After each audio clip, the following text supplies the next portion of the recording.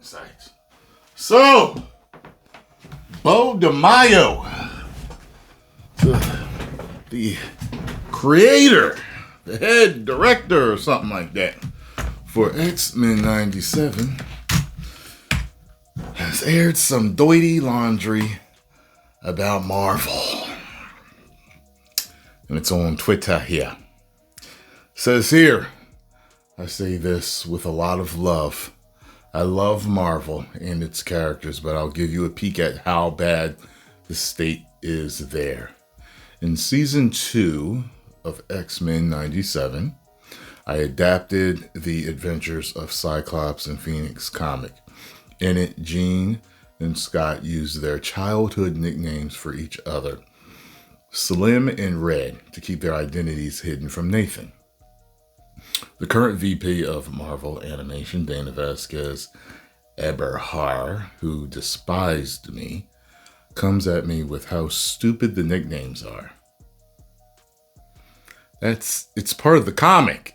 It was their name.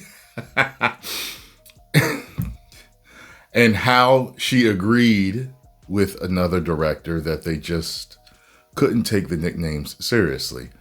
And that I need to turn my comic collector brain off. Look, their comic accuracy means something when translating it from the comics to television or to movies. We all know this. Do things always have to be accurate? No, but something as small as that. And when I was growing up, I knew somebody that they called Slim. Yeah. Now, I didn't know somebody that they called Red, but redheaded people, a lot of them have that nickname. I know people that know somebody named Red. You get what I'm saying? Like, there's nothing wrong with these nicknames. Not to me.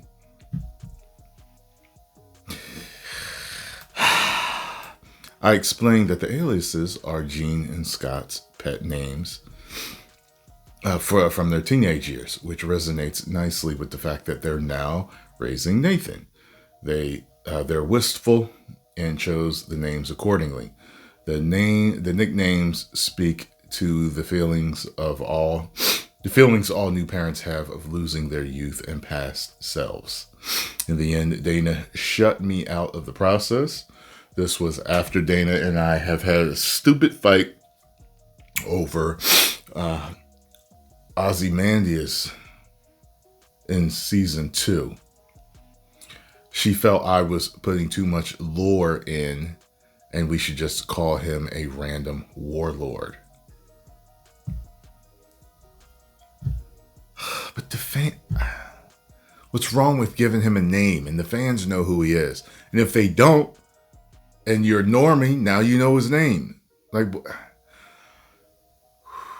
when you have creatives who have to spend half their day having arguments of items like this instead of polished and plussing the show, especially after having proved your vision works, is beyond offensive and demoralizing.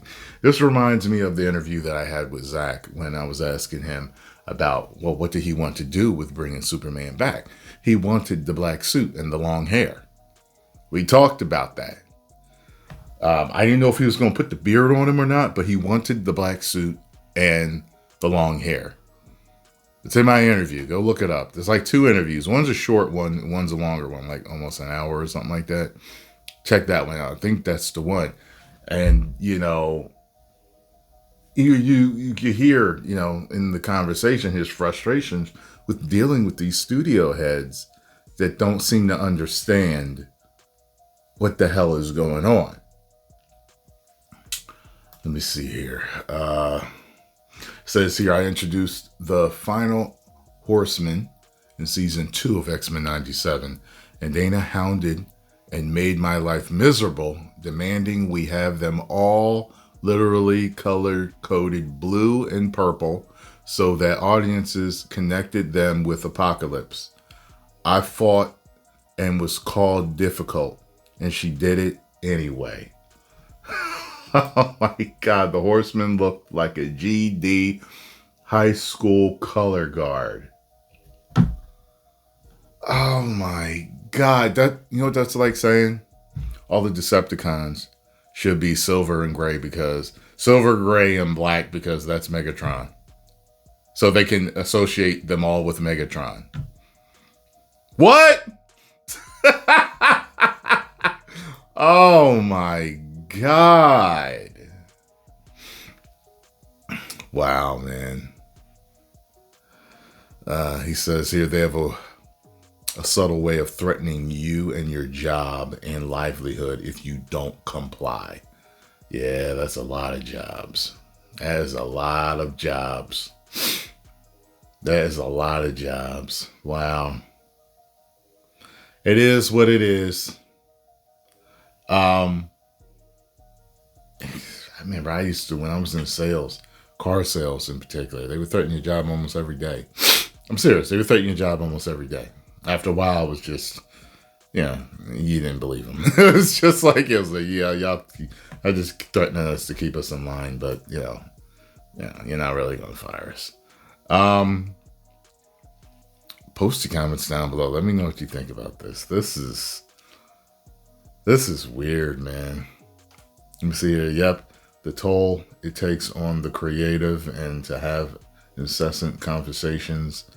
This is where they actually get hostile. It's exhausting, especially when you're trying to save them from themselves. Trying to save them from themselves. You damn right, man. Hey, that's what we've been trying to do.